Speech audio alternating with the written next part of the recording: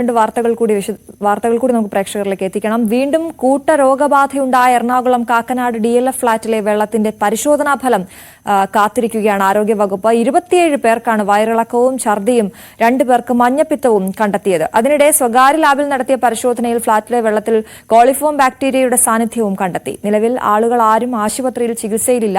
6 മാസം മുമ്പ് ഫ്ളാറ്റിൽ കൂട്ടരോഗബാധ ഉണ്ടായിരുന്നു. ഇതുപോലെ തന്നെ ഡാനി, ഈ വിഷയത്തിൽ പരിശോധനാ ഫലം ഇന്നുണ്ടാകുമെന്ന് തന്നെയാണോ പ്രതീക്ഷിക്കുന്നത്?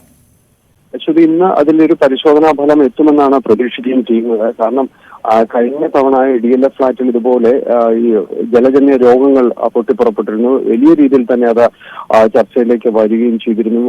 ആരോഗ്യ വകുപ്പ് സർവേ അടക്കമുള്ള കാര്യങ്ങൾ ഇവിടെ നടത്തിയിരുന്നു. അപ്പോഴും പറഞ്ഞിരുന്നൊരു കാര്യം, നഗരസഭയുടെ ഇത്തരം പരിശോധനകളോട് ഇവർ ഒരു ഘട്ടത്തിലും സഹകരിക്കുന്നില്ല എന്നതടക്കമുള്ള ഒരു പരാതികളും ആ ഘട്ടത്തിൽ ഉയർന്നിരിക്കുകയും ചെയ്യുന്നു. കാരണം ഇത് രോഗവിവരം പുറത്ത് പറയാനായിട്ട് ഇവർ മടിച്ചു. സ്വകാര്യ രീതിയിലേക്ക് ചികിത്സയിലേക്ക് പോകുമ്പോഴും അത്തരം ഒരു വ്യക്തിഗത വിവരങ്ങൾ പങ്കുവയ്ക്കാതിരുന്നു എന്നതടക്കമുള്ള കാര്യങ്ങൾ പറഞ്ഞിരുന്നു. ഇപ്പോൾ വീണ്ടും അവിടെ കൂട്ടരോഗബാധ റിപ്പോർട്ട് ചെയ്യുകയാണ്. 27 പേർക്കാണ് ഇത്തരം ജലജന്യ രോഗങ്ങൾ, വയറിളക്കും ഛർദിയും എല്ലാം തന്നെ കണ്ടെത്തിയിട്ടുള്ളത്. ഒപ്പം 2 പേർക്ക് മഞ്ഞപ്പിത്തം കൂടി കണ്ടെത്തുന്നു എന്ന് സ്ഥിരീകരിക്കുന്നുണ്ട്.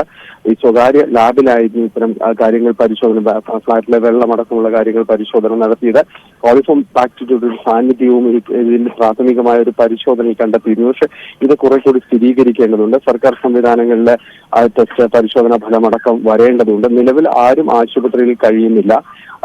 എല്ലാവരും വീടുകളിൽ തന്നെ ചികിത്സയിൽ തുടരുകയാണ്. പക്ഷെ ഇതിന് കൂട്ടത്തോടെ വരുന്നത് 6 മാസം മുൻപുണ്ടായിരുന്ന ഇത്തരം രോഗബാധയിലേക്ക് തന്നെയാണ് പലരും വിരൽ ചൂണ്ടുന്നത്. എന്തായാലും ഇതിന്റെ പരിശോധനാ ഫലം, വെള്ളത്തിന്റെ പരിശോധനാ ഫലം അടക്കമുള്ള കാര്യങ്ങൾ വരാനുണ്ട്. ഇന്ന് റിസൾട്ട് അതിന്റെ വരും എന്ന് തന്നെയാണ് പ്രതീക്ഷിക്കുന്നത്. സ്വാഭാവികമായും നഗരസഭയും ആരോഗ്യവകുപ്പും അടക്കമുള്ള ഒരു പരിശോധന സംവിധാനങ്ങൾ വീണ്ടും അവിടേക്ക് എത്തും.